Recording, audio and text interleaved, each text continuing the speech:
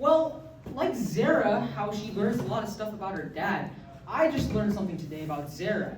She's Indian. And that's a big problem for me, you see? We're going to get into the logistics in a little bit. But once again, my name is Amaar. As I said, I'm a rising sophomore. And today, I'm going to be taking a twist on this little topic. I'm going to be talking about how certain stereotypes can actually be a pretty good representation of ourselves. And I don't see anyone resonating with me, so I have to elaborate, I guess. So, we're going to start off with cricket. Yes, Indian, I'm talking about cricket.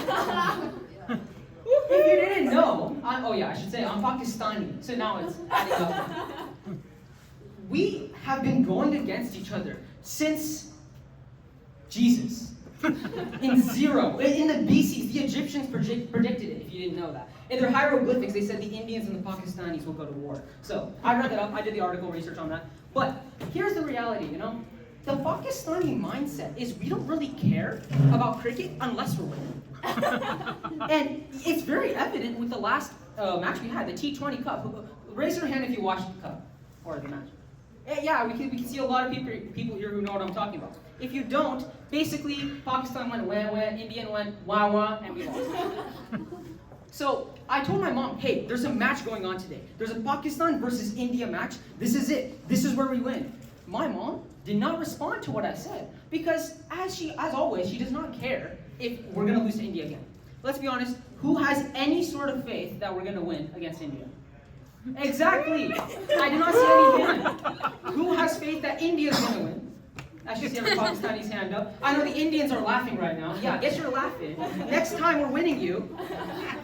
So it was the day, Saturday, We woke up at 4 a.m. Well, my dad woke me up. He's like, oh, we're going against Pakistan and India. I'm like, I don't care. My mom doesn't care. My sister doesn't care. No one cares. Halfway through the match, 10 overs in, we have a potential, there's a chance at winning. On the scoreboard, we are far behind. But it says the probability of winning is 3%. That is a lot for us Pakistanis. That's enough to get us out of bed, into the clubhouse with my mom's flag, what do you call it? Pakistan Zindabad! Pakistan Zindabad! We're winning this. We're actually going to win this. The time goes on. India's playing. Pakistan's playing. India's going. It's going back and forth. Virat Kohli's out. One ball. It sucks. So then the percentage went up and up. 20%, 30%, 40%, 50%. Pakistan, the win chance was 85%, folks. 85%. Do you understand how high of a number that is? I don't think you do. Well, who did algebra 1? I don't need hands, but all of you did that. 85% is very high. We are cheering. We're the only green sign in that entire blue room of India. You can smell the India, So, hey. No offense, but the biryani really smells. But what happened after, though, I don't know what in the world the Indians did. They just, they jumped up collectively and they sent an earthquake around the world to the location of the match. And we just lost. We went from 85 to 75 to 55 to 25% winning chance to 5% to negative. We went to negative practically. I did mathematics on that. But we lost the match. And my eyes, so if you didn't know, blue light hits your eyes, India is very blue. So it went through my retinal cortex and it burned it into my eye. I can still see the blue, right in front of me. I see India, I can see blue reflecting off. She's even wearing blue, that's even worse. So, cricket-wise, that's not our strength in Pakistan. Don't come to me after and talk about it. But I wanted to talk about another stereotype today that is also pretty true. We Indians and Pakistanis, right now I'm grouping them because we both apply, but earlier in cricket, there's a fine line, okay? But we all love food.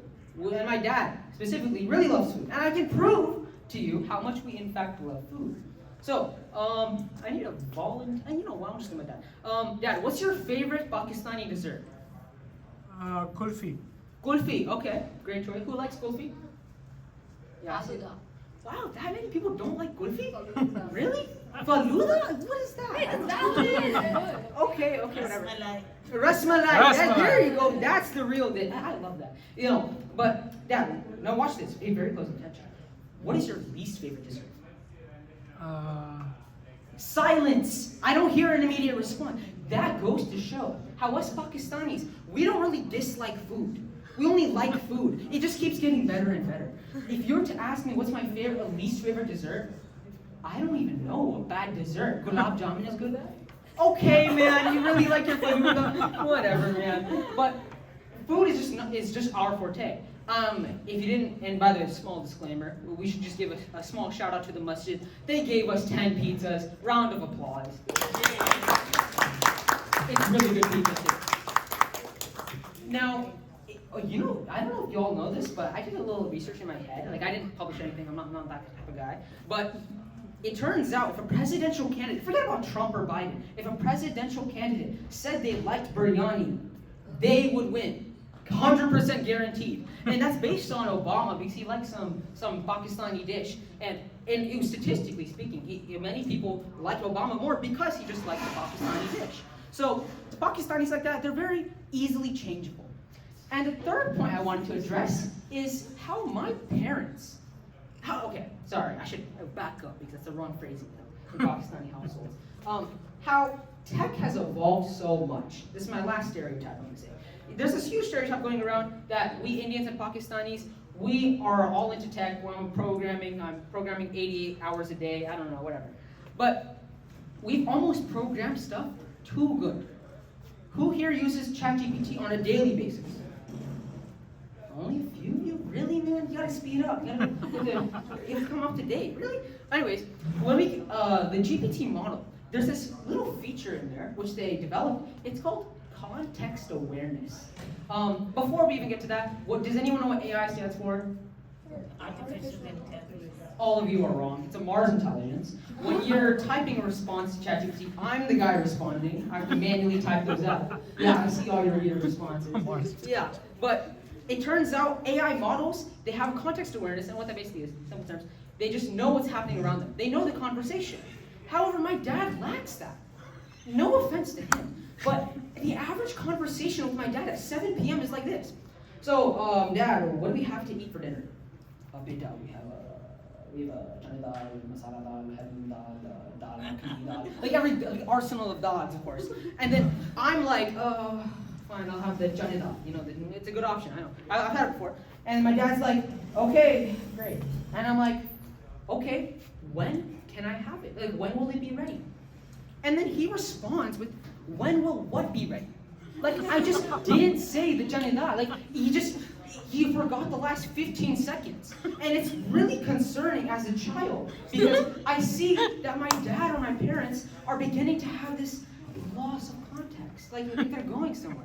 And even with my friend too, we were talking about colleges the other day, and he was talking about the Henry Ford Community College.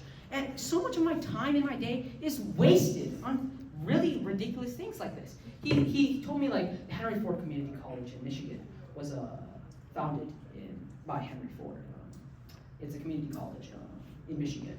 Like he extends it out for 3 to 4 minutes, and for the details which I don't need to know. Like the amazing chana dal is a chana dal that's very amazing. I don't need to know these things. Like I move on with the life. So although I want to end off on this note, although stereotypes can be pretty harmful, and usually they are pretty harmful, a lot of times they can be an accurate representation of who we really are. So we should take a grain of salt with them and take them with understanding and humor to go on. So with that, I would like to close off. Thank you.